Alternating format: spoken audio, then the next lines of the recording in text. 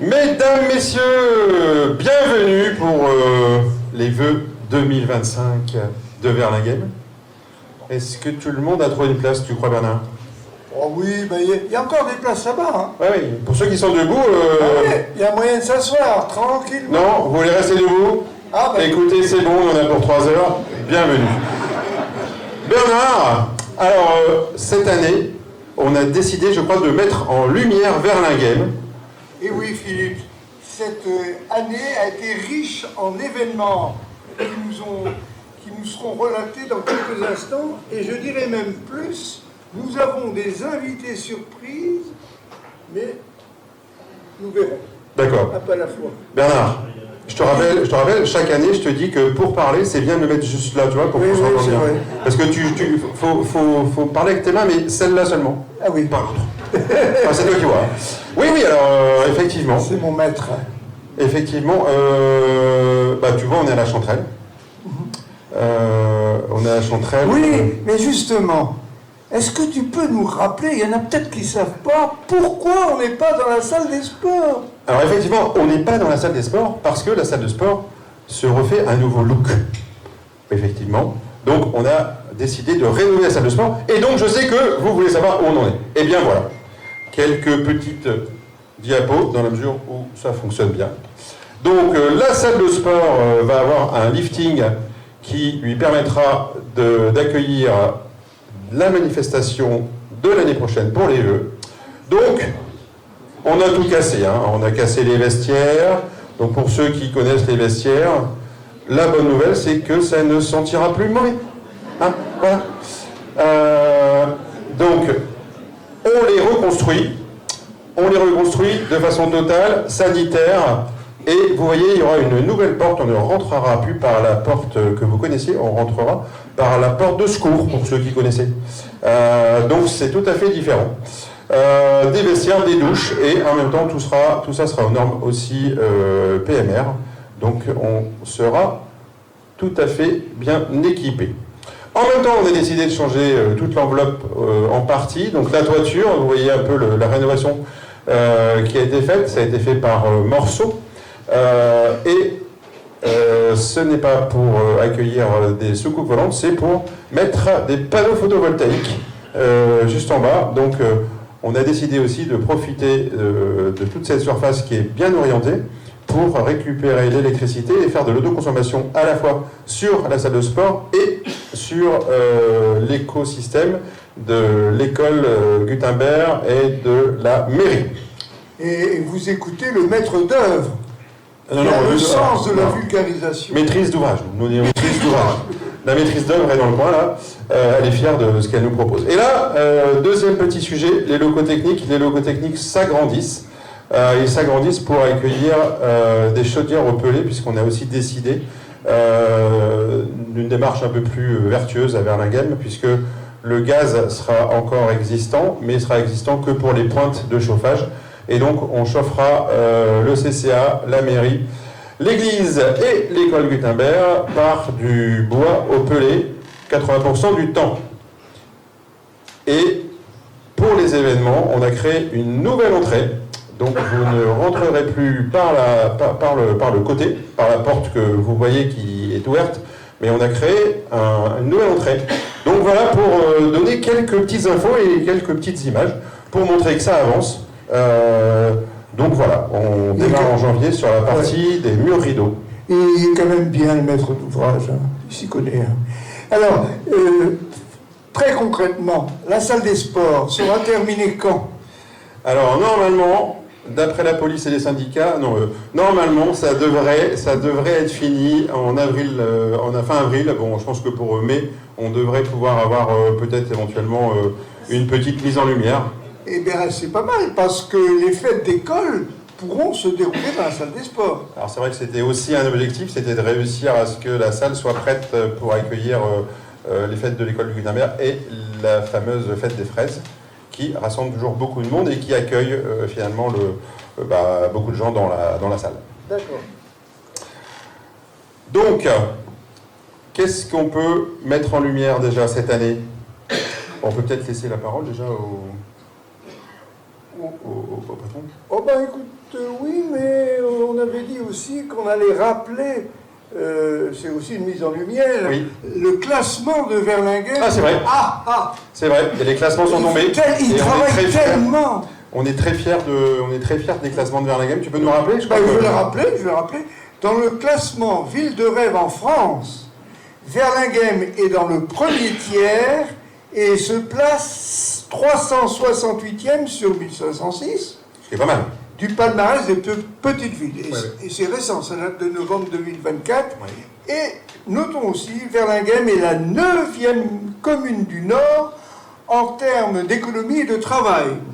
Bah ça, c'est un bon coup de projecteur sur notre village. Oui, tout à fait. Bien sûr. La lumière. Bien sûr. Bon, et en parlant de lumière, moi je te propose qu'on demande à notre maire Thierry Bond de venir Commencer la cérémonie. commencer la cérémonie. Allons-y.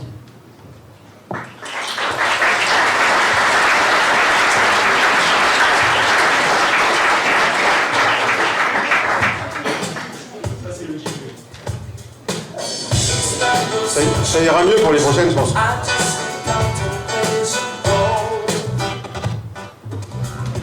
On a beaucoup travaillé sur le jingle. Et on sera encore meilleur l'année prochaine. Bon, chers Valinghémoises, chers Valinghémois, Madame la députée, Monsieur le sénateur, Monsieur le conseiller régional, Monsieur le conseiller départemental, Monsieur le président de la métropole européenne de Lille, Monsieur le président du CIBOM Alliance Nord-Ouest, chère Brigitte, cher Marc-Philippe, cher Grégory, cher Jacques, cher Damien et cher Miguel, et cher Major de la gendarmerie nationale qui est présent ce soir. Et puis chers élus qui êtes ici en cette fin d'après-midi, c'est avec un grand plaisir en fait de vous accueillir en fait ici à la Chanterelle. Exceptionnellement, nous ne sommes pas en fait dans notre salle de sport, vous le savez pourquoi, les raisons vous auront été exposées par Bernard et Philippe. Et être ici dans ce lieu pour une cérémonie de vœux, c'est un plaisir pour nous Verlinghémois, dans le domaine de la Chanterelle, fait partie de l'histoire de notre commune. Et d'ailleurs, j'en profite pour remercier Olivia Martins et Barbara Job, que vous pouvez applaudir puisqu'elles sont là, pour leur accueil ce soir.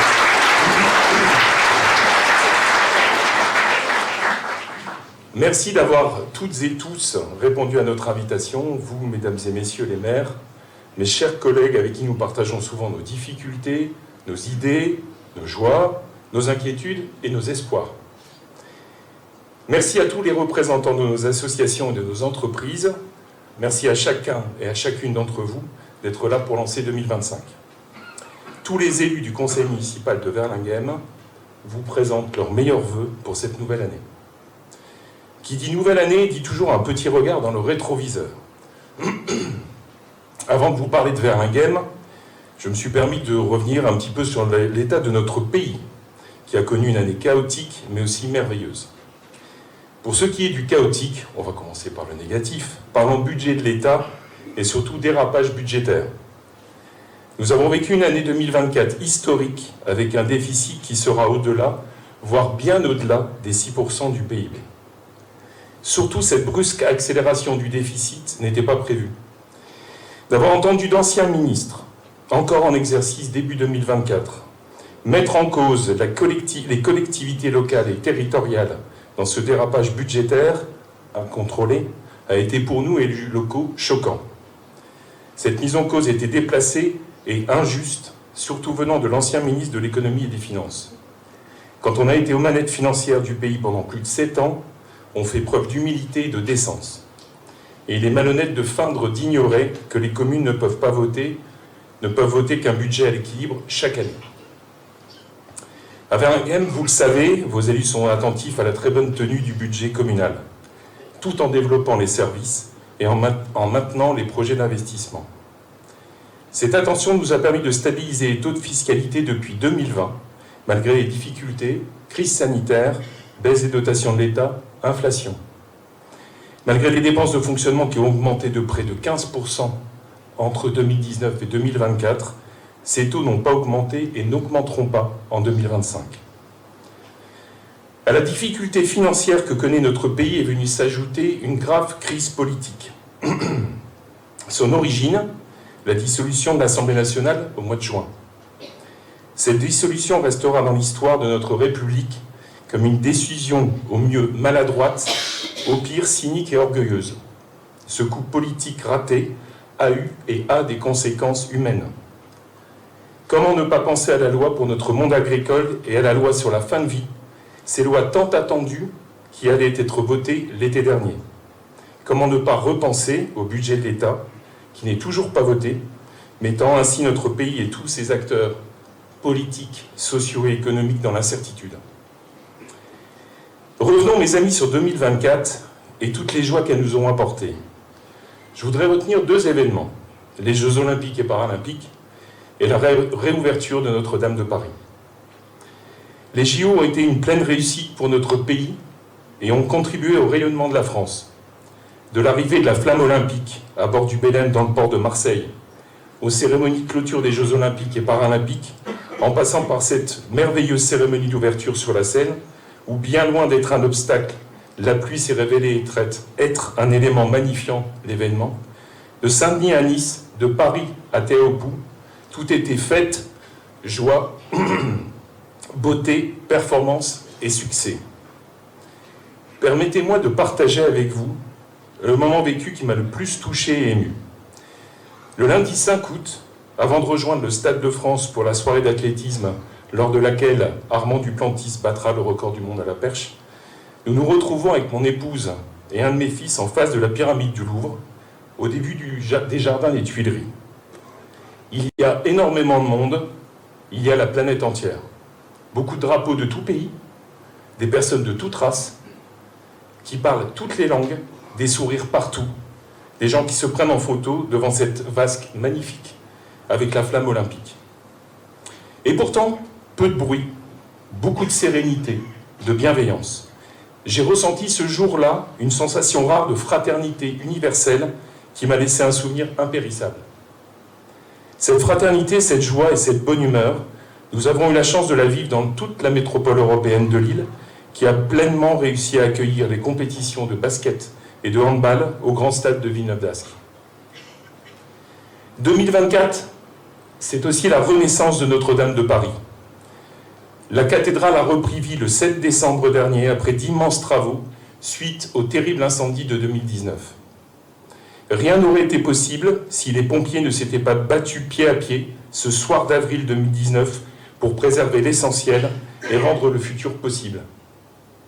Rien n'aurait été possible sans une large mobilisation qui a dépassé les frontières de la France. Rien n'aurait été possible sans le savoir-faire des entreprises et des compagnons qui ont fait honneur aux bâtisseurs de l'an 1100 et des siècles suivants, qui avaient construit l'un des plus beaux chefs-d'œuvre du patrimoine de l'humanité. Plus modestement, à Verlinghem, nous avons commencé le chantier de notre salle de sport. Chacun son niveau. Vous savez qu'une partie des travaux concerne la future chaudière biomasse qui permettra de baisser fortement nos émissions de CO2. Cette chaudière alimentera l'école, la mairie, la salle de sport, le centre communal d'animation, avec le restaurant scolaire et l'église. J'en profite pour rendre hommage à la belle idée qu'ont eu nos prédécesseurs d'avoir mis en place fin des années 80 un mini réseau de chaleur et ainsi produire en un seul point de l'énergie pour plusieurs bâtiments. Les travaux avancent bien et financièrement nous avons de bonnes nouvelles. D'abord du département, avec l'obtention d'une subvention de 345 000 € au titre de l'aide aux villages et bourgs, avec une bonification Nord durable pour l'orientation marquée de transition énergétique du projet. Merci à nos 2 conseillers départementaux, Marie-Laurence Fauchy et Jacques Houssin, d'avoir soutenu le projet avec enthousiasme. Pour 345 000 €, je vous propose d'acclamer le département du Nord.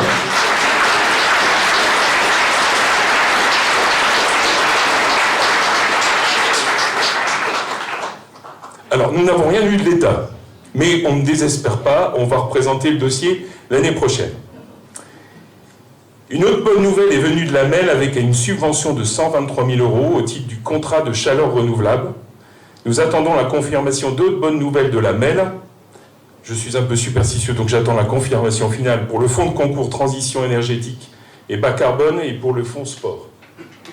Merci à la métropole d'avoir mis en place ces fonds de concours, ces aides financières pour l'investissement qui sont essentielles pour la réussite des projets dans nos communes. Et il ne faut pas faire de jaloux. Applaudissons la métropole européenne de Lyon.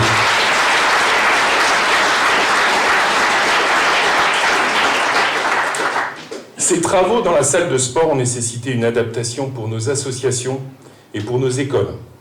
Je les remercie pour leur patience et pour l'entraide que certaines ont mise en place.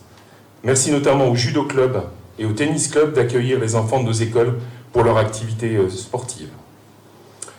En 2025, nous commencerons la rénovation des salles Glycine et Clématite du centre communal d'animation qui seront réunies pour donner lieu à la future garderie. Cette nouvelle salle sera adaptée au nombre toujours plus important d'enfants accueillis le matin et le soir. Cette tendance à l'augmentation se retrouve pour tous les services périscolaires, mais aussi pour le restaurant scolaire, qui accueille parfois certains midis près de 320 enfants sur un total de 400 enfants scolarisés. Nous pouvons nous réjouir d'avoir mis en place il y a 4 ans 2 services d'1 heure le midi qui ont permis de gérer cette forte croissance. Et j'en profite pour donner un grand merci aux agents qui s'occupent de nos enfants lors de la pause méridienne et qui font le maximum pour leur bien-être. En 2024, nous avons enclenché avec la MEL 2 projets qui se termineront premier semestre 2025. La requalification du chemin de la Fallec et la rénovation du quartier des Fleurs. La requalification du chemin de la Fallec, copilotée avec Lompré, offrira sur une longueur de 700 mètres une voie verte réservée aux piétons et aux cyclistes, séparée de la chaussée pour sécuriser les déplacements en mode doux. La route requalifiée améliorera l'accès au centre-bourg de Lompré, depuis la rocade nord-ouest, et elle débouchera côté Verlinghem rue de Lambersart sur un rond-point qui nous permettra de baisser la vitesse en descente du pont et d'apaiser les abords des serres de la Roseraie. Nous travaillons avec la MEL sur un aménagement du pont TGV pour plus de sécurité, notamment pour les cyclistes, malgré les fortes contraintes techniques et structurelles de ce pont. La rénovation du quartier des Fleurs répond à plusieurs objectifs. Redessiner la voirie, verdir les espaces et gommer les câbles aériens. Les rues des Rosiers, Bleuets et Lilas bénéficieront d'îlots de fraîcheur en été, de places de stationnement matérialisées et d'un environnement plus agréable et plus végétalisé. Nous avons travaillé préalablement avec les riverains lors de 2 séquences, une en mairie et une sur place. Nous aurons l'occasion de leur proposer au printemps un moment d'inauguration et d'échange en fin des travaux. En 2025, nous verrons se concrétiser l'aménagement du bois de Verlinghem dans le cadre des portes des Belles Terres. La MEL investit plus d'1 million d'euros dans l'ouverture de ce bois. Je ne dirai jamais assez la chance qu'ont les Verlinghemois d'avoir près de chez eux le bois le plus grand de la métropole. Ce bois sera accessible en 2026. Les travaux commenceront dans quelques jours pour la mise en sécurité des futurs chemins. Ces travaux et la base vie des entreprises seront proches de la salle du Tournebril. Il y aura quelques désagréments dans les abords immédiats, notamment sur le parking, qui sera à terme entièrement rénové. Nous travaillons avec la MEL pour que les gênes soient minimales. Également, dans le cadre des portes des Belles Terres, la base du loisir du fort bénéficiera, elle aussi, d'un aménagement de son espace boisé, et non pas voisé. Vous pourrez aller le voir, mais il sera boisé. Son attractivité en sera renforcée. Cette base co-gérée par Lompré, Péranchy et Verlinghem est une belle aventure collective débutée il y a plus de 40 ans maintenant. Elle développe depuis 2020 plus de moments festifs et plus d'animation. La dernière en date est la mise en place tous les premiers samedis du mois d'un Repair Café qui connaît un vif succès. L'objectif est de lutter contre le gaspillage et le principe est simple. Vous venez avec un appareil en panne et vous êtes aidé pour le réparer. Vous le voyez, notre village continue à se moderniser et à s'embellir. Tous ces projets, toutes ces réalisations se font au service de toutes et tous. Je vous le dis souvent, il y a une énergie positive à Verlinghem. Cette belle énergie, nous en reparlerons dans quelques instants avec 2 initiatives, tournées une vers l'histoire du village et une vers les moments de vie dans la commune. Cette belle énergie, elle se retrouve dans les marchés thématiques tournés vers la solidarité, mais aussi quand Verlinghem devient ville ambassadrice du don d'organes. Cette belle énergie, elle se vit chez nos plus jeunes, notamment avec nos conseillers du Conseil municipal des jeunes, que je salue ce soir. Ils sont là, vous pouvez les applaudir.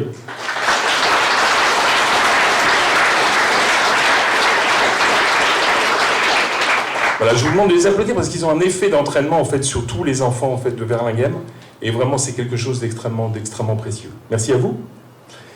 Bernard et Philippe vous ont parlé de classement de Verlinghem, où Verlinghem était bien placé. Ils en ont oublié un, celui du, je cite, palmarès des villes où fonder une famille près de Lille. C'est très sérieux, Hélène, puisque c'est paru dans le Figaro le 26 octobre 2024.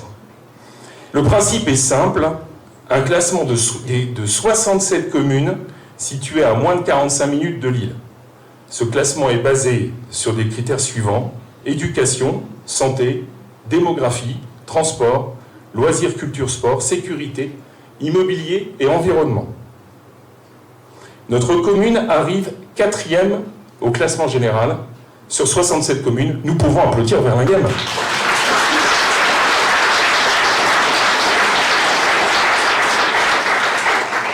Et j'ai une pensée pour Nathalie Masson, parce que c'est elle qui a découvert ce classement que très personnellement, je n'avais absolument pas vu. Donc je te remercie encore Nathalie. Verlinghem est classé notamment premier sur le critère loisirs, culture, sport, 2e pour démographie et 3e pour environnement. Je félicite, parce que je suis un gars fair-play, je félicite fraternellement les communes arrivées aux 3 premières places, avec dans l'ordre Saint-Gand-Mélantois, Genêt et Bézieux. Applaudissons-les également, ces 3 communes.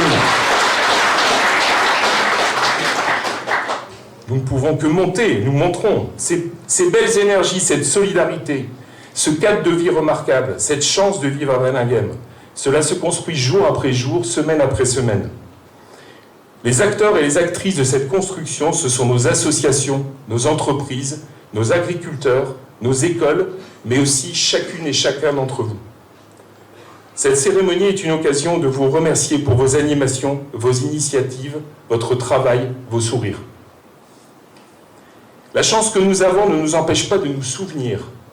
Nous souvenir qu'il y a 10 ans, commençait une année funeste pour notre pays avec les attentats de Charlie Hebdo, de l'Hypercacher, puis plus tard dans Paris et au Bataclan. Nous souvenir que les extrémismes de tous bords prospèrent sur nos renoncements. La chance que nous avons ne nous empêche pas de penser aux autres. Et je vous propose d'avoir ce soir une pensée fraternelle pour nos compatriotes mahorais qui ont commencé un long chemin de reconstruction après le passage du cyclone Chido. 2025 est devant nous, mes amis. Tout à l'heure, Bernard et Philippe nous ont parlé de mise en lumière. Je voudrais mettre en lumière ce soir tous nos agents municipaux pour leur dévouement et leur professionnalisme et leur aide dans notre mission d'élus. C'est vous qui rendez possibles nos décisions. Je vous souhaite le meilleur pour 2025.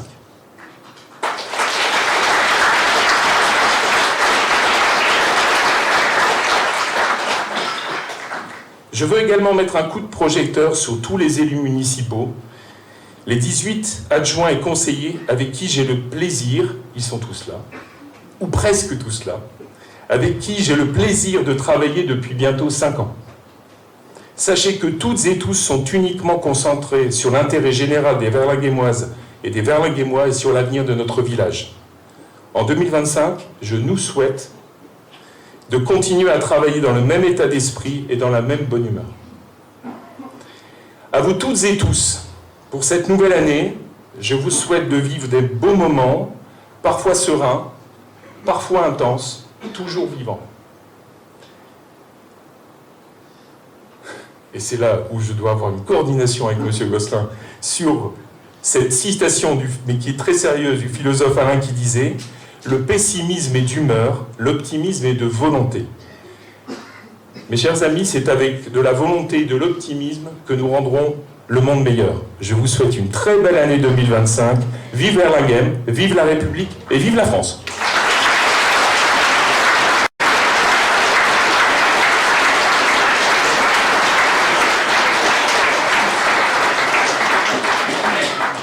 Jingle ?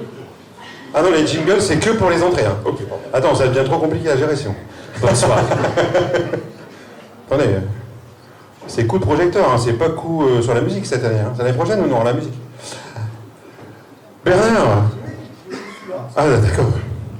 Je suis là et j'aimerais bien savoir, mon cher Philippe, Oui. qu'est-ce que tu as retenu du brillant discours de Monsieur le maire? Alors, ce que j'ai retenu, écoute, alors j'ai retenu quand même que le bois de Verlinghem allait commencer à se transformer. Alors, je crois que ça commence dès la semaine prochaine. Et ils nous ont dit qu'on avait pour 12 mois.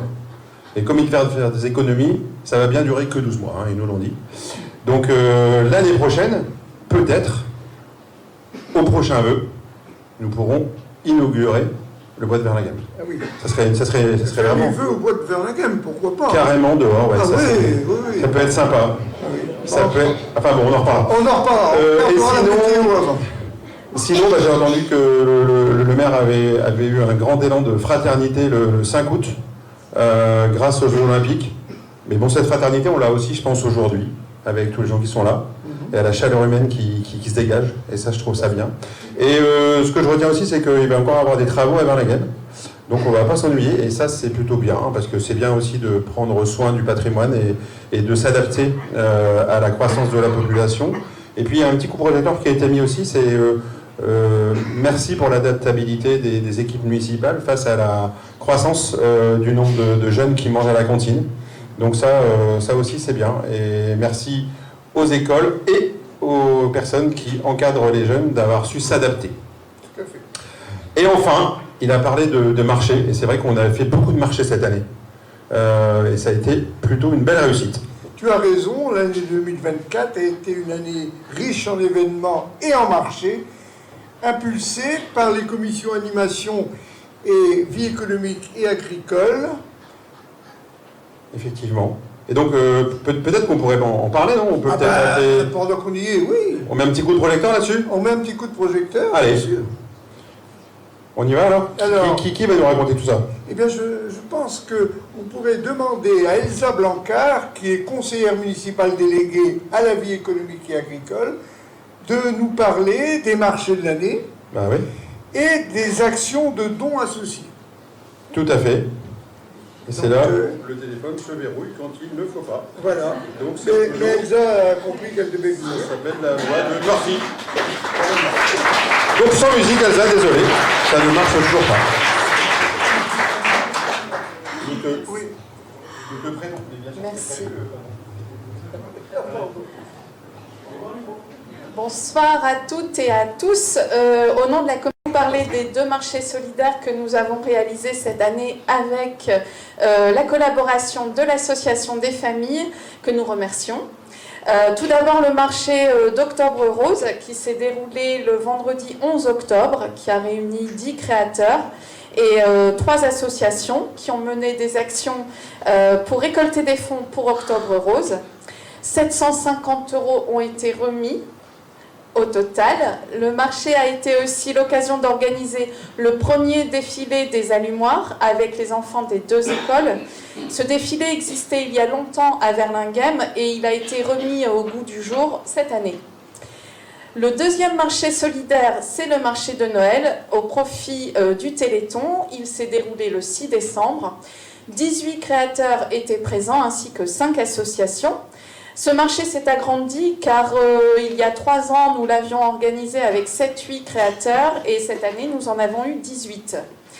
Près de 1 500 € ont été reversés au Téléthon et une cérémonie de remise de chèques a été organisée avec l'ensemble des associations qui ont participé et l'AFM Téléthon, un représentant de l'AFM Téléthon. Donc merci à tous ceux qui ont soutenu ces 2 marchés solidaires et qui ont permis de récolter des fonds pour les causes importantes, pour ces 2 causes importantes. Donc je vais appeler les associations. L'association des familles, Monsieur Lapawa, si vous voulez bien venir, qui est le lien entre la mairie et les associations que nous soutenons.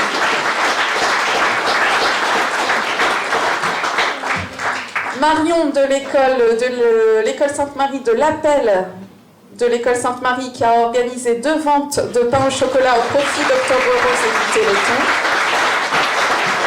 Élodie du club de tennis de Verlinghem qui a organisé des doubles conviviaux pour le Téléthon. Olivier du syndicat agricole qui est présent sur les marchés solidaires avec nous depuis le début de l'aventure. Verlinghem Foot, s'ils sont présents, je ne les ai pas vus tout à l'heure. Si, super. Qui s'est engagé pour les 2 causes, Octobre Rose et le Téléthon également. Et le conseil municipal des jeunes, donc les jeunes qui ont contribué à l'organisation et la vente de tout ce que vous avez pu acheter sur les marchés, donc les bonbons, les cookies, les vins chauds, les chocolats chauds. Merci également à la commission enfance, jeunesse et liens intergénérationnels d'animer avec nous ces marchés. Je vais vous laisser la parole pour que vous puissiez nous dire un petit mot. Bonsoir à tous et bonne année. Très content d'avoir fait toute cette manifestation. Donc je remercie tout le monde et notamment Dominique Quinard qui a été quand même le pilier qui a organisé tout ça. Et je pense qu'elle mérite beaucoup d'applaudissements.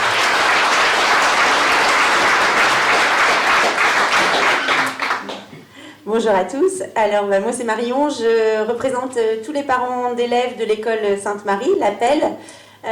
Donc, nous, on a à cœur, à chaque fois qu'il y a une manifestation avec l'appel de participer pour montrer un petit peu aux enfants que c'est bien de récolter de l'argent pour eux, mais que la solidarité, ça commence aussi dès le plus jeune âge et leur apprendre que ils ont beaucoup de chance, on l'a dit, de vivre à Verlinghem, mais il y a plein de causes dans lesquelles on peut aider et donc ils aiment bien. On fait des ventes de petits pains au chocolat et on reverse la totalité de la recette pour les assos.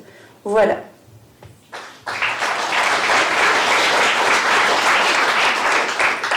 Donc, bonsoir à tous. Donc, nous, au Tennis Club de Verlinghem, on avait à cœur aussi de participer au Téléthon. Donc, on a organisé on a fait une animation de tournois doubles conviviaux avec une restauration sur place, et donc avec tous les adhérents du club de Verlinghem. Et donc, la recette a intégralement été reversée au Téléthon.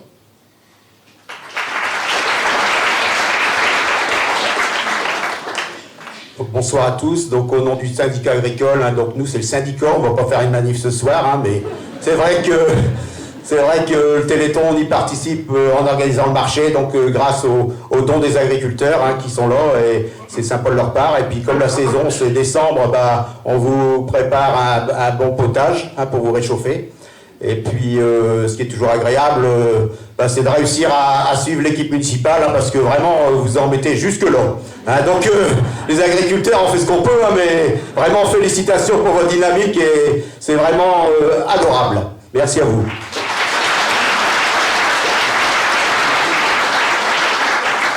Bonsoir à tous.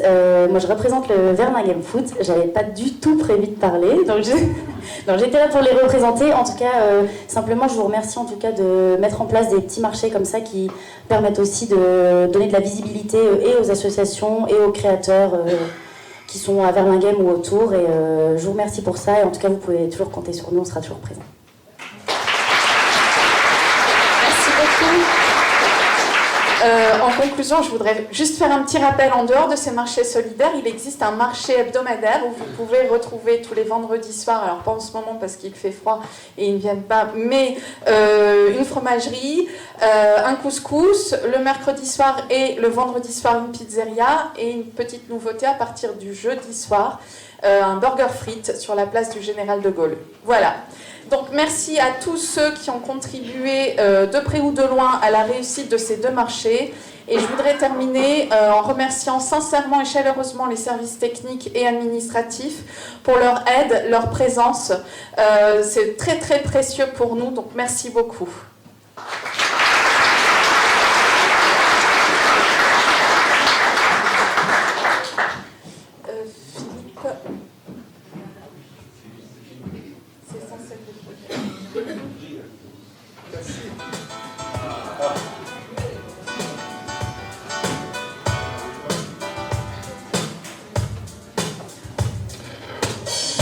On va y arriver, hein. C'est pas pas toujours facile de gérer plusieurs choses en même temps, mais en tout cas, merci Elsa et merci à ta commission. Moi, je trouve ça bien de mettre en lumière aussi les associations et un petit spot particulier sur ces associations qui se mobilisent, qui arrivent à mobiliser aussi leurs adhérents et à récupérer de l'argent. C'est toujours intéressant. Et je me bats tous les jours pour rappeler que les associations ont besoin de bénévoles et que sans bénévoles, les associations ne fonctionnent pas. Et donc, il faut les remercier pour ça. Alors, c'est une noble cause. Hein. Oui, c'est une noble cause. Et en ce moment de vœux, nous devons avoir une pensée pour les Mahorais, comme l'a dit Monsieur le maire à l'instant, qui depuis un mois essaient de reconstruire leur île, de repartir sur une nouvelle organisation et comptent sur l'aide nationale et internationale. Et Monsieur le maire est trop modeste pour avoir dit que lors du conseil municipal du 19 décembre, la municipalité, Monsieur le maire a dit, prendra dans son budget pour faire un don qui viendra les aider dans leur renaissance. C'est vrai, j'étais là le 19, il a dit. Oui, moi aussi. Ouais, ouais. Oui.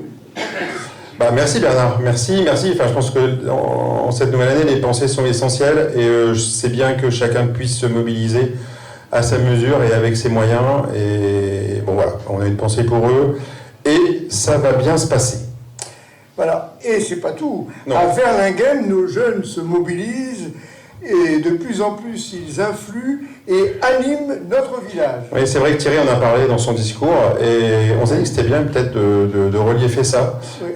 Donc pour pour donner un peu plus d'informations, on va inviter Gaëlle Combris, qui est adjointe à l'enfance et au lien intergénérationnel, et donc ça va marcher. Ça fonctionne. Gaëlle ne s'occupe pas vraiment que des marchés. Hein. Non, Ah, non. je participe. Oui. Là, ça marche. On casse la scène. Tiens, on casse le micro là. Pour les petits. Merci, bonsoir à tous.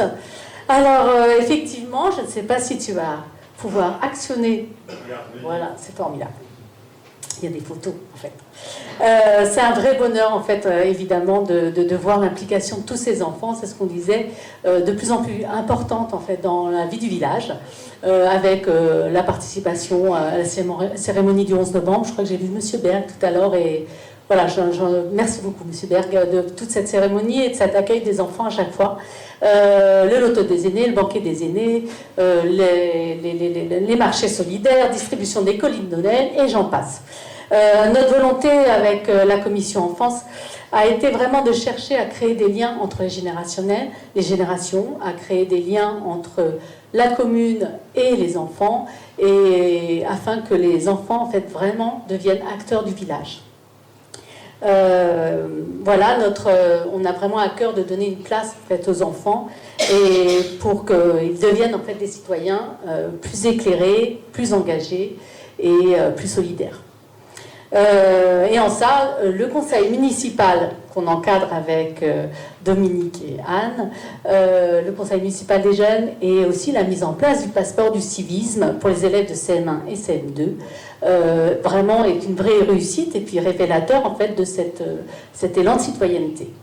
Voilà, vous pouvez voir quelques photos avec toutes les actions qu'on a pu mettre en place cette année. Je vais en profiter pour vous dicter, avant d'accueillir nos jeunes conseillers municipaux pour parler de leur action, je vais vous citer quelques actions et quelques temps forts de cette année 2024. Donc vous avez pu voir des repas village, les visites à la ferme, le kit zéro déchet, les visites des nichoirs, la fresque du climat, la visite de l'Assemblée nationale, la visite de la caserne des pompiers, et puis sans oublier les animations de la pause méridienne, l'amélioration des repas de la cantine avec la charte Ici on mange local qu'on vient juste de signer. Et sans oublier aussi les jeunes que l'on finance à 50% pour passer leur BAFA et les stages ados qu'on a mis en place chaque été. Voilà, et bien maintenant j'accueille les jeunes des conseillers municipaux qui sont normalement 8. Et aujourd'hui, ils sont 5 et on excuse les absents qui étaient Brieux, Victoire et Henri. Alors, je vais les laisser se présenter et ils vont un peu vous parler de leur action et de ce qu'ils aiment faire, en fait, tout simplement, et ce qu'ils ont aimé en 2024. Je te laisse te présenter. Bonsoir, je m'appelle Garance. Ce que j'ai bien aimé, c'est quand j'ai réussi à faire fonctionner un répertoire pet-sitter. Alors, qu'est-ce que c'est qu'un répertoire pet-sitter? Un répertoire pet-sitter, c'est quand, par exemple, quelqu'un a un animal qu'il ne peut pas garder, qu'il le confie à quelqu'un où on fait une liste, et comme ça, ils peuvent les garder quand ils veulent faire leurs courses. Merci beaucoup. Et elle est où cette liste, en fait, Garance? À la mairie. Voilà, c'est une liste, en fait, pour mettre en contact les gens, pour pouvoir aider à garder leurs animaux quelques heures pendant leurs courses. Ouais. Merci beaucoup.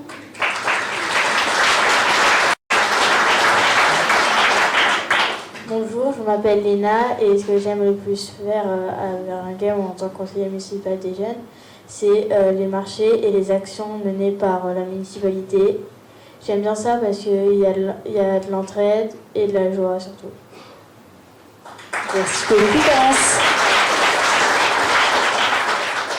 Bonsoir, je m'appelle Romane. Moi, ce que j'ai beaucoup aimé, c'est pouvoir animer le loto des aînés.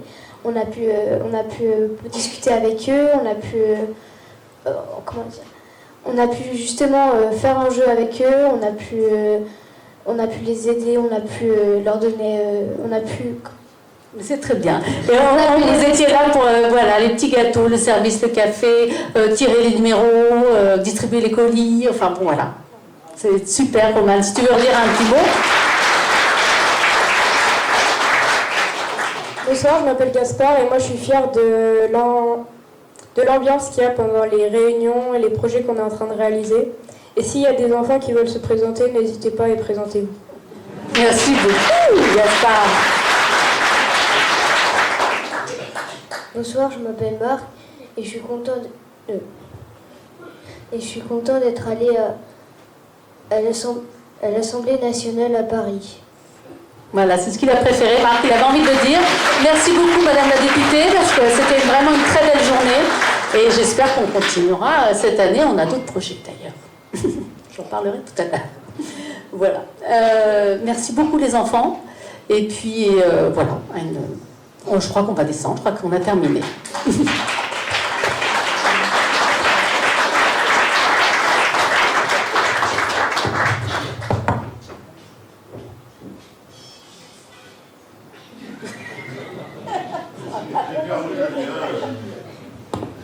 J'ai perdu le lien avec l'enceinte.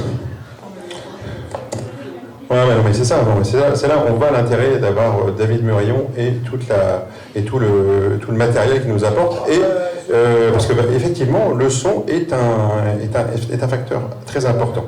Alors, c'est pas grave. On va enchaîner. Donc moi, ce que j'ai bien aimé quand même avec les jeunes, c'est que voilà, on a le conseil municipal des jeunes qui nous a expliqué ce qu'ils aimaient bien. Donc, je suis super content de savoir qu'il y a des pet-sitters à Verlinghem. Franchement, c'est toujours intéressant à savoir. Quand on part en vacances, on ne sait pas toujours où aller mettre nos animaux, donc c'est très intéressant. Donc, c'est à la mairie. Au-delà de ça, il n'y a pas que le conseil municipal des jeunes. Vous avez vu dans les photos, on a aussi beaucoup de choses qui sont faites par les écoles, comme le sapin de Noël qui a été décoré. Les allumoirs, c'est aussi quelque chose qui est global. Donc les jeunes ont vraiment pris aussi l'animation et la mise en lumière du village à leur compte, impulsé par le conseil municipal des jeunes. Très très bien. Alors, est-ce que tu connais bien l'histoire de notre village? Écoute, oui, je pense, mais bon, j'avoue qu'il y a un livre qui a été écrit par Émile Bachelet.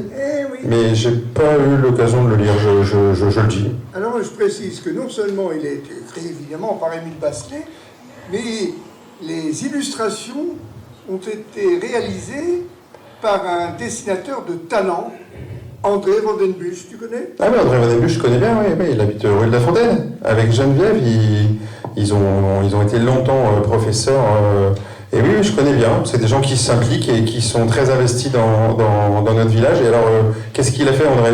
Eh bien, il vient d'écrire un livre. Ah bon?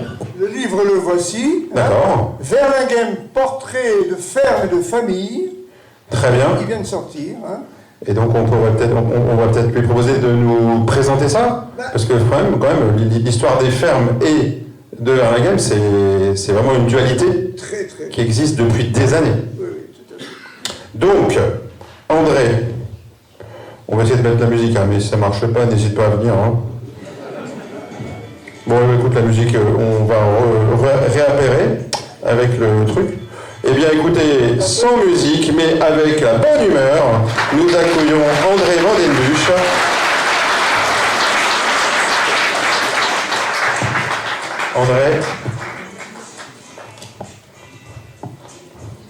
André, il n'est pas venu avec...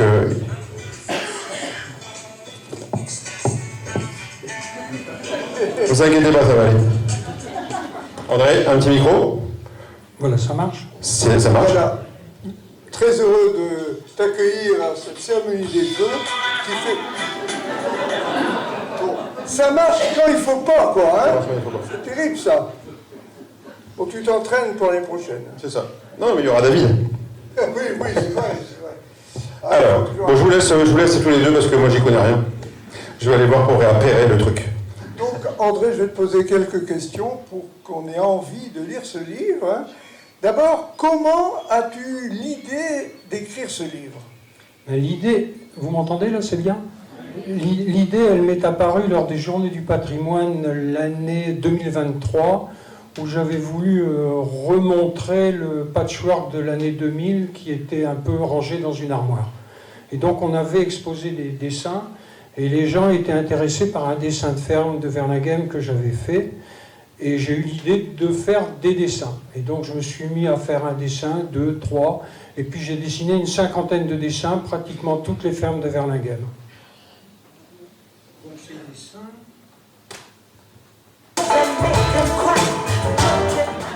Non, c'est les dessins qu'on veut voir. Voilà, donc c'est bonne nouvelle, c'est réappéré. Hein. Des dessins de ce type-là.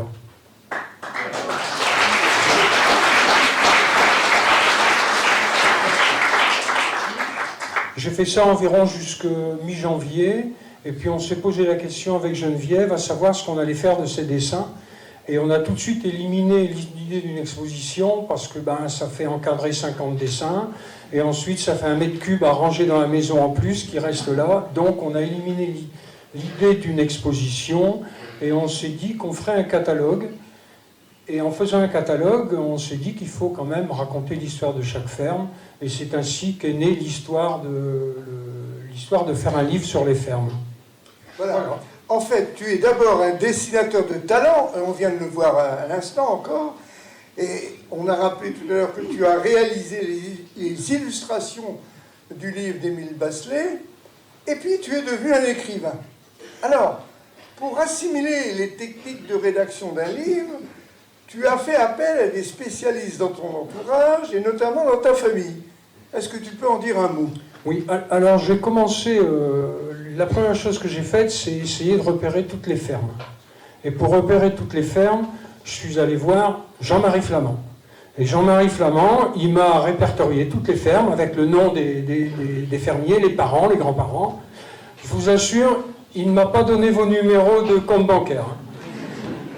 Et ensuite, je suis allé voir Jean-Claude Desrousseaux et Jean-Claude Catrice qui se sont intéressés un peu à l'histoire des différentes fermes. Et à partir de là, j'ai obtenu une trame. Donc ensuite, je suis allé voir Olivier Fagot, le président du syndicat agricole, qui m'a introduit auprès de ses collègues, et puis qui m'a bien aidé. Et puis je suis allé voir également Elsa, qui m'a montré un peu toutes les relations entre les agriculteurs et la commune. Et c'est comme ça que j'ai commencé mon travail. Donc, à la suite de ça, je suis allé voir environ 65 agriculteurs, ou alors les enfants. Oui, mais tu as aussi fait appel à des personnes de ta famille, que tu évoques dans ton livre d'ailleurs, oui. au début. Alors, ça je l'ai fait après. Donc je suis allé voir les agriculteurs ou leurs descendants ou des gens qui les connaissaient. Et puis je leur ai demandé un peu l'histoire de leur famille. Et je me suis rendu compte qu'en fait, les fermes, c'est pas seulement un bâtiment, mais c'est surtout une histoire de famille, parce qu'ils sont dedans depuis 5, 6, 7 générations. Et puis ils ont toute une histoire à raconter. Et donc je suis allé les voir. J'ai résumé leur histoire, et puis je leur ai soumis pour ne pas faire d'erreur. Et là, ensuite, j'ai fait appel à ma famille, parce que faire un livre, il y a aussi un aspect technique. Quand on fait un livre, généralement, on va voir un éditeur, mais un éditeur pour 250 exemplaires, ça ne l'intéresse pas, parce qu'il n'y a pas d'argent à faire. Donc, j'ai dû éditer moi-même. Et pour ça, j'ai fait appel d'abord à des gens qui ont relu tout ce que j'ai fait, mon épouse, Geneviève, Madame Macaré, que vous connaissez sans doute, c'est une ancienne directrice de l'école Sainte-Marie, et puis Catherine Fagot, qui m'a bien aidé parce qu'elle a relu tout le livre, et notamment pour les noms de famille, parce qu'il ne faut pas non plus faire d'erreur sur les noms de famille. Tu parles de l'épouse d'Olivier. L'épouse d'Olivier, qui s'est proposée pour revoir tous les noms de famille. Donc, arrivé là, je me suis retrouvé à devoir faire une mise en page et devoir faire une maquette. Et là, ce sont d'abord ma fille qui travaille à la Cour pénale, qui rédige des textes officiels et qui a vérifié si je respectais bien les normes d'écriture, la notion de source, la notion toutes les notions par rapport à la réglementation. Et ensuite, mon fils et ma belle-fille qui m'ont fait la couverture et qui m'ont fait la maquette pour présenter à l'imprimerie. Voilà.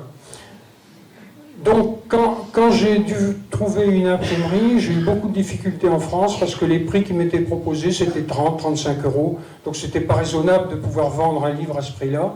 Et j'ai trouvé une imprimerie en Italie qui fait de l'auto-édition.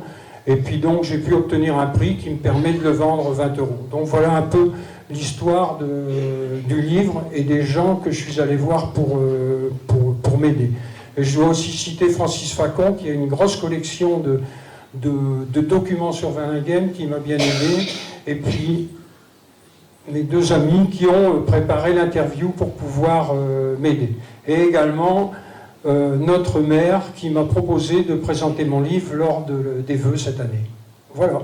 Très bien.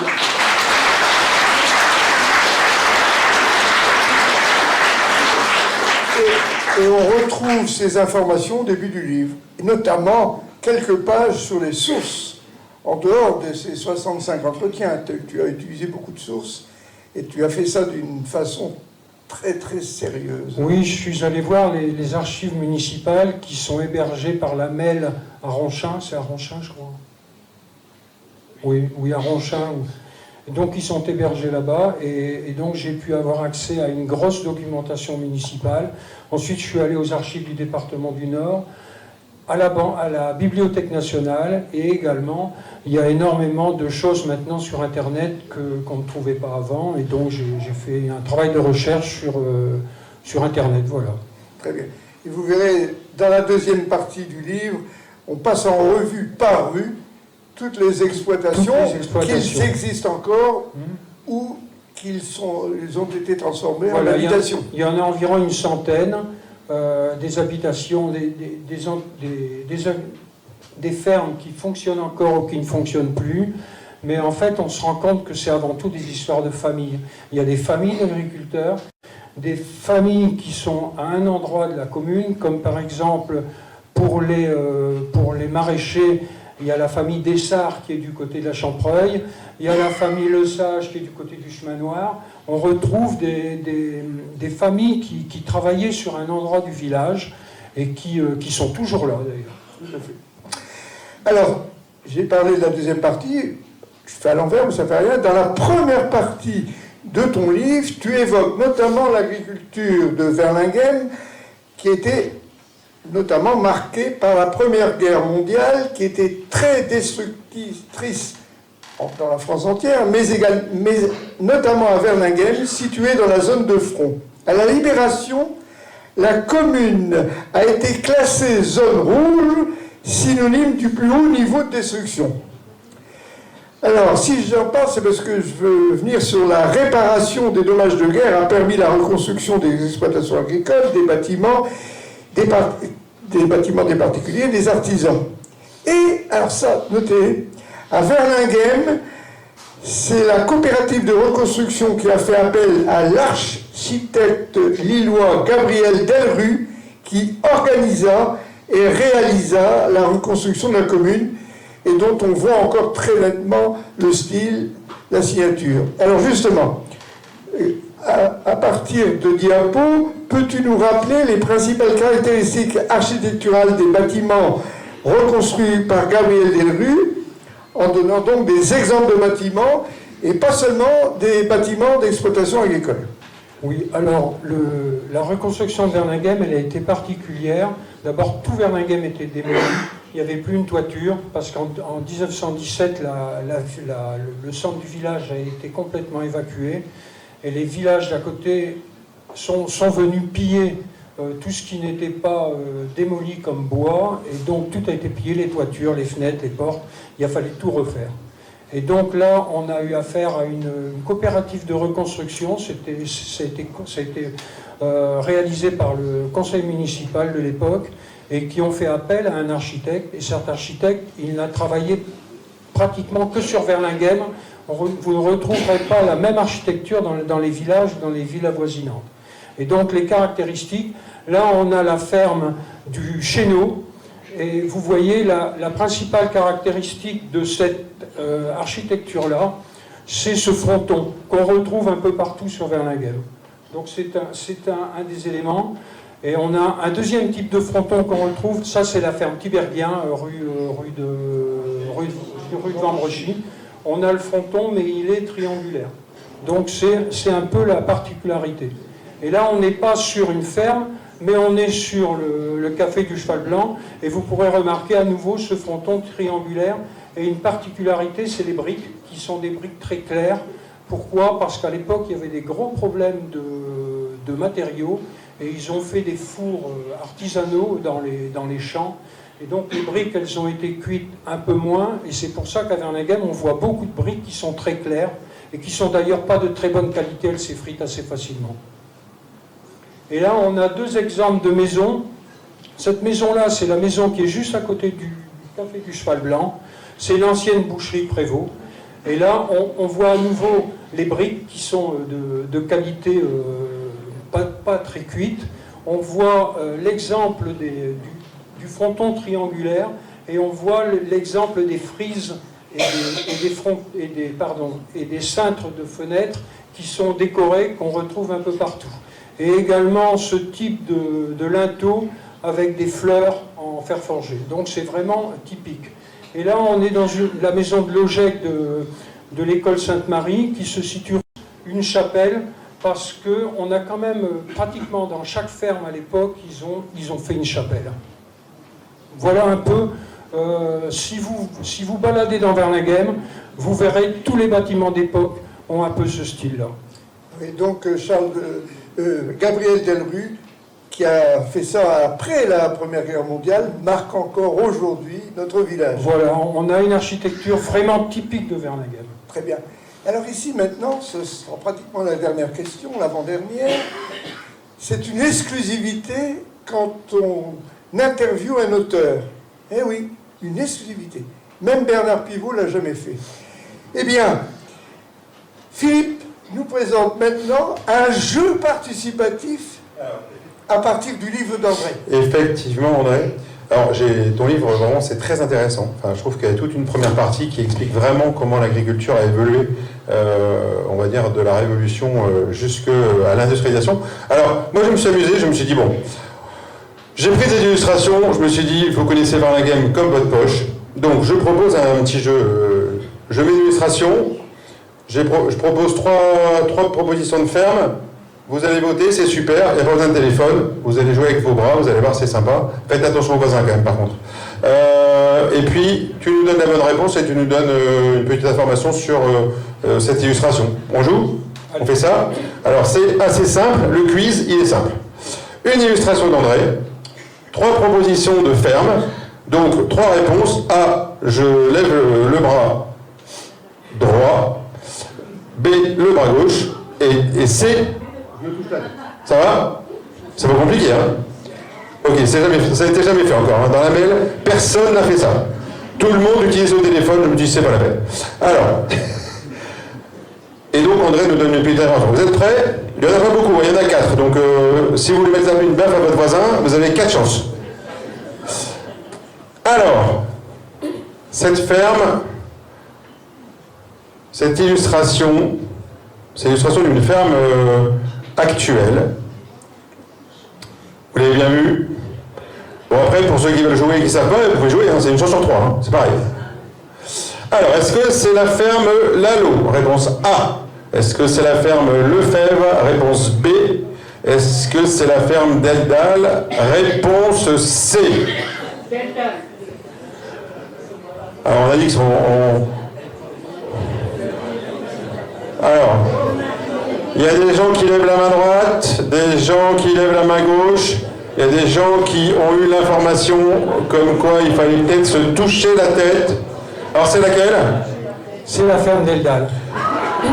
C'est la ferme Deldal, voilà. Alors, voilà la photo. Alors, c'est une très belle ferme. Henri et Françoise Deldal viennent de la rénover complètement. Ils ont supprimé toutes les dépendances qui avaient été faites pour retrouver l'aspect original. Et en plus, cette ferme, elle reflète bien la stratégie des agriculteurs pour s'adapter au mode de consommation des gens. Rémi, qui vient de reprendre l'exploitation, a ajouté le maraîchage à leur culture, et ils ont créé un magasin de vente directe qui marche très bien. Je crois que c'est le magasin qui marche le mieux dans la région. Et ça montre un peu la stratégie de nos agriculteurs qui essayent de s'adapter au mode de consommation des gens. Et est-ce qu'ils n'ont pas non plus c'est pas eux qui ont un système d'hébergement aussi? Oui, alors en plus, Henri et Françoise ont créé une association, il est président d'une association qui s'appelle Campus Vert, donc qui consiste à proposer des logements pour des étudiants, et donc dans les bâtiments, eh bien, ils ont réhabilité ces bâtiments pour créer des logements pour les étudiants. Ça, donc c'est une association nationale, et donc Henri en est le président national. Très bien, attention, deuxième proposition. Donc, deuxième proposition, moins d'arbres, un peu plus haut. Donc, vous l'avez en tête. Est-ce que c'est la ferme du Toit? Est-ce que c'est la ferme des Huards? Ou est-ce que c'est la ferme Tiberghien? Bien que la ferme Tiberghien, on l'a montré tout à l'heure. Donc, alors, réponse A, B ou C. Donc il y en a qui lèvent la main. Il y en a qui ont l'air d'avoir la bonne réponse. J'en vois qui ont levé la main gauche. C'est ça, c'est la ferme des Huards. C'est effectivement la ferme des Huards. La ferme des Huards, elle se trouve où elle est intéressante parce que c'était une ferme qui faisait de la polyculture et de l'élevage. C'est une ferme qui est rue de Lambersart, je crois. C'est rue de Lambersart. C'est ça. Et donc, à un certain moment, ils se sont mis à faire du maraîchage. Et depuis quelques années, ils ont créé une écurie. Donc, c'est l'écurie des Huards, une magnifique exploitation. Et il faut rappeler, donc, c'est vraiment une stratégie non plus d'adaptation au mode de consommation, mais plutôt au mode de vie des gens. Donc c'est une ferme qui fonctionne sur la société des loisirs, puisque maintenant on y accueille des chevaux. Et il faut savoir qu'à Verlinghem, ils étaient 6 à faire ce type d'activité, et maintenant il reste encore 5 écuries. Donc il y a beaucoup plus de chevaux à Verlinghem que de bovins. Effectivement, on a beaucoup d'écuries à Verlinghem. Oui. Et donc c'est vraiment de l'adaptation au mode de vie actuel, des fermes de loisirs plus ou moins. Très bien. Troisième possibilité. Donc une ferme dans laquelle on a plusieurs bâtiments et des arbres. Alors, est-ce que c'est la ferme des Trois Ballots? Est-ce que c'est la ferme Six? Ou est-ce que c'est la ferme d'El Salle? Qui reconnaît? Alors, La réponse. La ferme des Trois Ballots. C'est la ferme des Trois Ballots, effectivement. Alors, une petite photo de la ferme. Bon, là, elle est vue plus loin. On est un peu loin, mais ça correspond. Alors, la ferme des Trois Ballots, elle a une vie très liée à la commune de Vernaghem. D'abord, un de ses exploitants, c'était Jules Lepers, qui a été maire de Vernaghem de la fin de la Première Guerre mondiale à la fin de la Seconde Guerre mondiale. Et ensuite est arrivée la famille Fagot. Et la famille Fagot, ce sont les précurseurs du coopératisme. Le père d'Olivier, qui est ici présent, Achille, il a été un précurseur en matière de GAEC. Les GAEC, c'est les associations entre fermiers pour pouvoir fonctionner ensemble. Il a créé la 5e GAEC de France quand la loi a été mise en place. Il est aussi à l'origine du panier vert.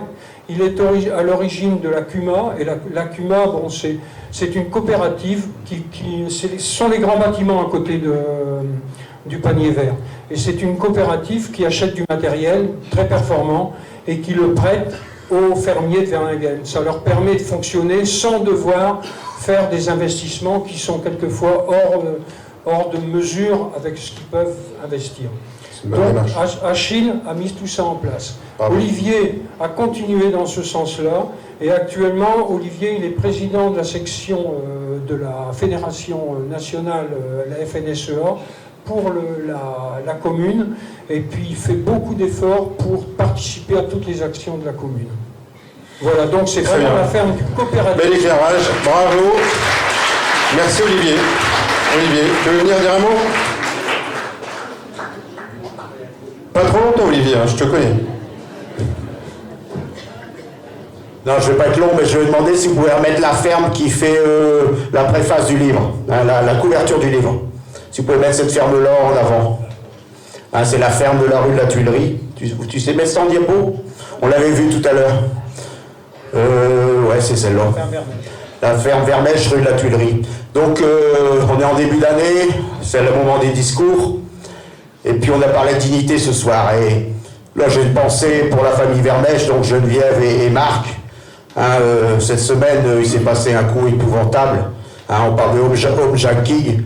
Et d'avoir été comme ça, mis par terre et secoué par des gangsters, 4 gangsters cagoulés. Je pense qu'on peut avoir une pensée pour eux ce soir parce qu'ils sont sûrement pas encore remis ce soir, donc une bonne pensée à eux ce soir. Merci Olivier. Effectivement.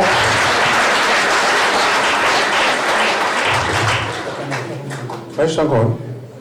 On reprend. Il y en a une petite dernière. Donc la ferme des Huarons, on l'a fait. Hop, hop. Alors, celle-ci, c'est la dernière. On a un ciel un peu plus noir sur celle-ci. Hein. Enfin, ça met le contraste avec les toitures rouges que tu as dessinées, André. Alors, cette ferme, est-ce que c'est la ferme d'Essart? Est-ce que c'est la ferme Lelon? Ou est-ce que c'est la ferme du Gratte-à-Loire? Ah, je suis d'accord, Patrick, mais il faut... Voilà. Ok. Donc, c'est, a priori, pour certains, la ferme du Gratte-à-Loire. T'es d'accord? Ouais, alors, c'est pas Gratte-à-Loire, c'est Gros-à-Loire. Ah, c'est Gros-à-Loire. C'est la ferme Meurion, c'est ça? C'est la ferme Meurion. Gros-à-Loire, c'est l'ancien nom de la rue qui s'appelle actuellement Bois-Parquet. D'accord, c'est la ferme du Bois-Parquet. C'est du Grand-à-Loire, pardon. C'est l'ancien nom de la rue du chemin du Bois-Parquet. Et donc cette ferme, c'est une ferme baladeuse. Alors pourquoi baladeuse? Parce qu'avant la Première Guerre mondiale, elle ne se situait pas là, mais à l'intérieur des terres. Et lors de la reconstruction, les propriétaires ont décidé de la changer de place pour la mettre au bord de la rue.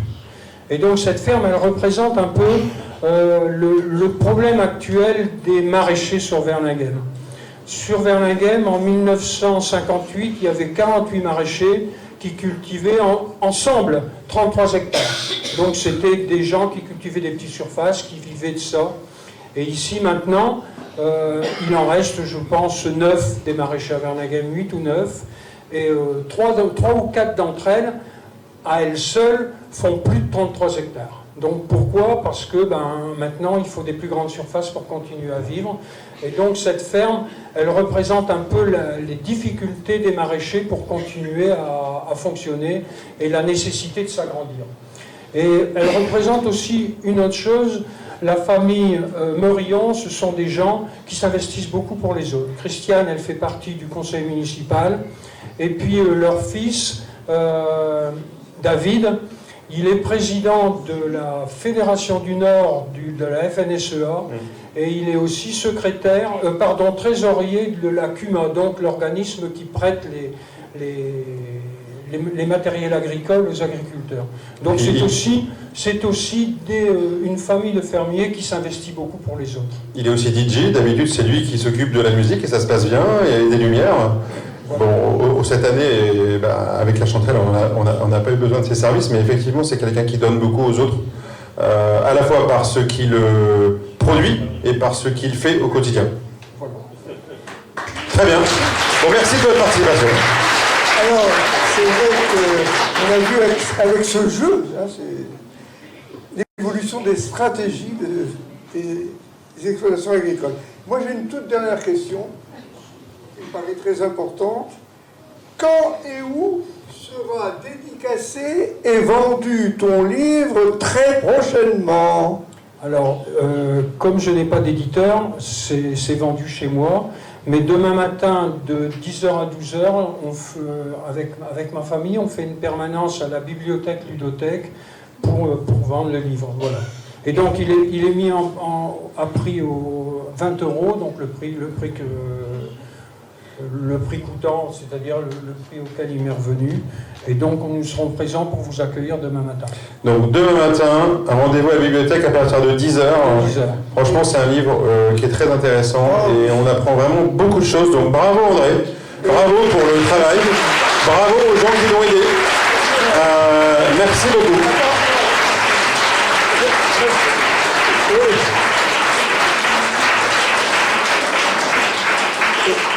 Et je peux vous dire qu'en ayant lu ce livre, on n'a plus tout à fait la même vision de Verlinghem. C'est clair. Oui, c'est ça. Je crois que quand vous l'aurez lu et que vous me baladerez dans les rues de Verlinghem, vous ne regarderez plus de la même manière. Tout à fait, tout à fait.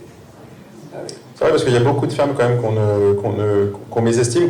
Enfin, les fermes sont devenues des habitations, donc on n'avait pas conscience qu'il y avait des fermes à ces endroits-là, au Bleu Bourdeau, etc. Enfin, franchement, maintenant que je fais du vélo, je regarde autrement certains bâtiments.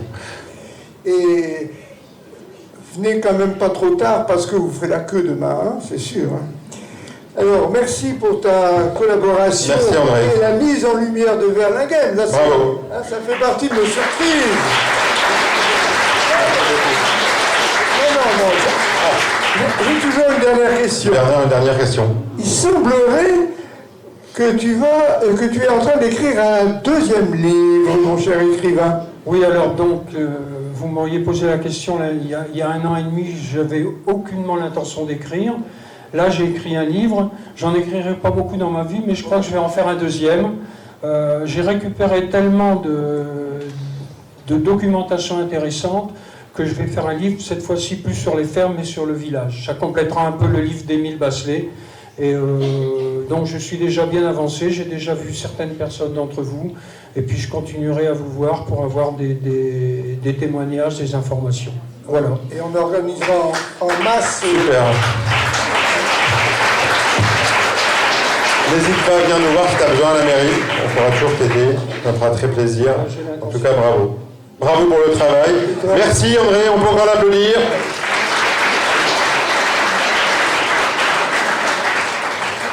On peut appeler ça des jeunes hommes, à moins de 30 ans, on est encore jeunes. Et donc, ils ont décidé de mettre en lumière Verlinghem, eux aussi. Eux aussi. Oui. Ça n'arrête pas. Ça n'arrête pas. 2025, nouvelle mise en lumière. C'est très bien, très bien. Je propose qu'on les fasse venir, ils sont là. Oui, oui. Donc, je vous demande de faire un applaudissement pour Alexandre Leclerc et Yanis Catan.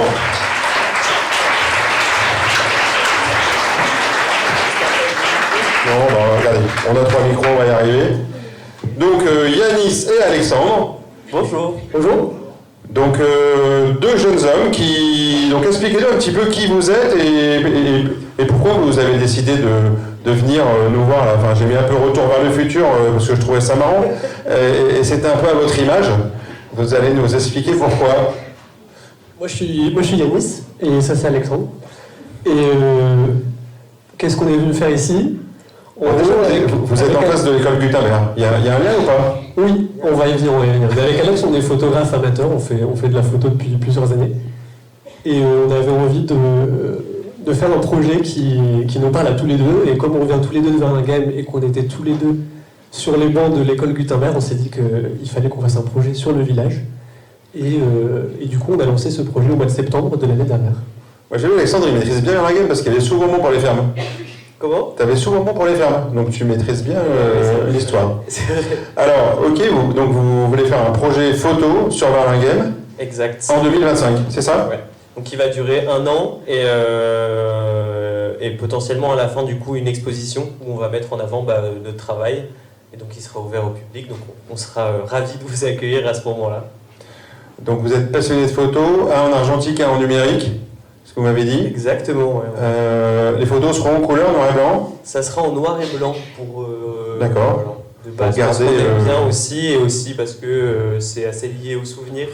Et comme nous, le projet qu'on fait, effectivement, c'est sur Verlinghem d'aujourd'hui, mais c'est à travers les souvenirs de notre enfance. Donc c'est des choses qui nous rappellent nos passés, donc que ce soit des moments de vie dans les lieux publics, pendant les fêtes, ce genre de choses. Et du coup, le noir et blanc colle bien à cette thématique-là. Donc si je comprends bien, on peut vous voir cette année sur des événements, donc les associations qui sont là, vous allez peut-être prendre contact avec eux pour venir sur cette manifestation. Ouais. Et moi, je suis déjà venu couvrir des bourses aux livres organisées par l'association des familles. Ouais. Et je remercie cette association de m'avoir accueilli gentiment. Voilà. Parce que c'est pas facile au début quand on arrive avec un appareil photo, qu'on doit présenter le projet, les gens nous regardent un peu bizarrement. Et donc là, c'est l'occasion aussi pour que vous mettiez un visage sur vous présenter et que vous soyez au courant que si on se balade dans Verlinghem avec un appareil photo, c'est pour ce projet. Ok, c'est pas la police. C'est pas la police. C'est pas la police scientifique. Bon, ça marche. Très bien. Donc ça aura lieu en septembre, je crois. Il faut qu'on cale une date ensemble. Début septembre. Début septembre, on essaiera de faire un vernissage. Et l'idée est que cette expo puisse être vue pendant une courte période, 10-15 jours à la mairie, et que les écoles puissent aussi profiter de ça, parce que ça va relier sûrement des choses qu'on connaît, mais peut-être aussi des choses qu'on ne connaît pas. Tout à fait. D'accord. Donc vous avez... C'est pas mal, c'est pas mal. Ouais. Bon, écoutez, voilà. Je pense que c'était bien de faire ce côté André a fini, Alexandre et Yanis commencent. Et donc rendez-vous en septembre. On prend le relais. Merci. Merci à vous. Merci. Bravo pour l'initiative. Bernard. Alors tu vois, c'était une petite surprise sympa. Hein. Celle-là, tu la connaissais pas. Bon, on arrive un petit peu au terme de la cérémonie, je pense. La cérémonie se termine. On a respecté le timing, c'est pas mal. Bon, les 3 heures sont passées assez vite quand même. Oui. Donc c'est bien. On n'a pas la même montre, mais ça fait rien. Ah, c'est pas grave. On n'avait pas non plus le même son. Donc, on va essayer juste... peut-être on conclut nous-mêmes. On va peut-être appeler on appelle Thierry peut-être pour voir ce qu'il a pensé de la prestation. Bon, je pense qu'au niveau son, il n'est pas très content, mais c'est pas très grave. Ok. Entendu. Attends, je vais essayer de voir si j'arrive à mettre la musique une dernière fois. Attendez. Attendez. Et ben voilà. Eh bien. Bon, ça marche. On a un problème de lien là. Bon, ça n'a pas marché du tout. Non, ça n'a pas marché du tout. Mais ça avait totalement échoué. Pourtant, ça marchait bien cet après-midi. Hein. Mais ça marchait super bien cet après-midi. Vous pouvez me croire sur parole, ça marchait super bien. Et autant que ça n'a pas marché ce soir. Vraiment, c'est vraiment ça. C'est ça, c'est la loi du direct et la loi de Murphy, c'est ça. Bon. Et puis là, on a voulu marquer le coup. Voilà. Tu peux encore avoir un micro. Donc c'est vrai que donc vous avez bien compris, l'année prochaine, on sera dans la nouvelle salle de sport. David sera le bienvenu pour la technique, parce que franchement, c'était alors de bien. Bon, merci encore à la Chanterelle de nous avoir accueillis. Voilà, je pense qu'on est bien. C'est différent, mais on était bien. Alors pour tout vous dire, on avait envisagé la salle de tennis.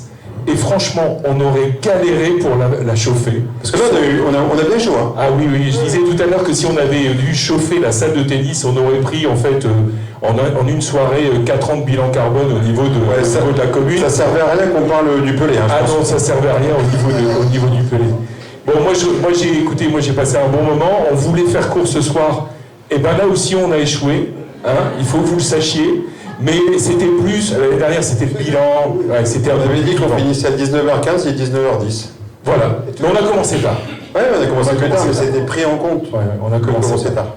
Bon, merci pour votre présence. Merci à vous. À toutes et tous. C'était un bon moment, on va boire le verre de l'amitié après, pour tous ensemble. Je voudrais vraiment revenir sur les initiatives, et revenir sur l'initiative notamment d'André. Moi, c'est ce que j'ai mis, et ce que j'ai mis avec mon cœur au niveau de la préface de ton livre. Hein. Ah, il faut lire la préface. Hein. C'est vraiment quand on touche, en fait, l'histoire des fermes de Verlinghem, on touche toute l'histoire humaine du village. C'est véritablement, et on peut encore applaudir André, parce que c'est quelque chose d'extrêmement précis.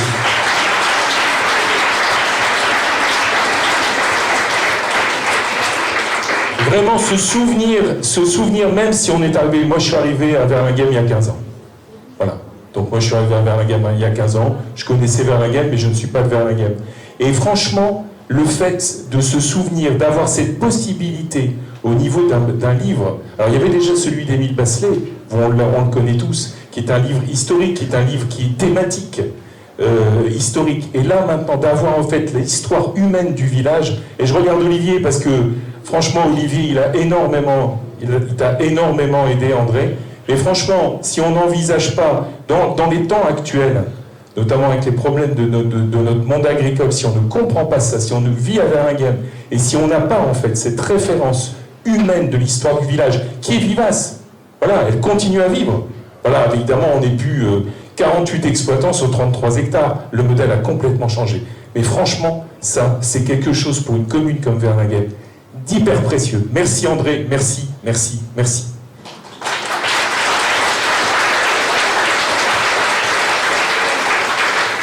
Et puis un mot aussi à Yannick et à Alexandre. Écoute Olivier, il ne faut pas que tu parles tout le temps. Non, on parle des fermes, donc le président syndical a le droit de s'exprimer ce soir exceptionnellement. Les jeunes agriculteurs de Verlinghem ont envie de vivre. Vous allez lire l'histoire du passé, c'est important, on regarde les souvenirs, mais pensez aux jeunes, ils ont envie de vivre.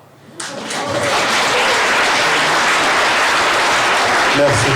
Et on a la chance d'avoir des jeunes agriculteurs à Verlinghem. Yanis et Alexandre, merci. Alors je vous dis merci un peu en avance parce qu'on verra quand même des photos, on n'en sait rien, voilà. Bon, on m'a dit que vous étiez très talentueux, voilà, on a rencontré vos agents, voilà, on nous ont dit ils sont extraordinaires, ils font des belles photos, noir et blanc et tout ça. Donc je prends un peu d'avance, voilà, mais merci aussi pour l'initiative, parce que c'est quelque chose qui va aussi rester et dont tout le monde pourra profiter, et aussi on l'a évoqué tout à l'heure au niveau des écoles. Je pense que ça sera important aussi que les écoles puissent voir cette exposition qui se déroulera fort probablement en salle d'honneur de la mairie. Hein. Donc au niveau du mois de septembre. Bon, vous avez vu, je vous ai parlé d'énergie, je vous ai parlé de cette belle énergie. Moi je dis quelquefois qu'il y a un art de vivre à la Verlinghemoise. Voilà, donc qui se construit chaque jour, comme je vous le disais tout à l'heure. Mais merci d'être là. Merci d'être là grâce au temps. Rentrez bien. Alors ceux qui habitent Verlinghem, ça va aller. Ceux qui vont un peu plus loin, faites attention, parce que ça glisse et puis il y a du brouillard givant. Et puis, vous pouvez les applaudir quand même.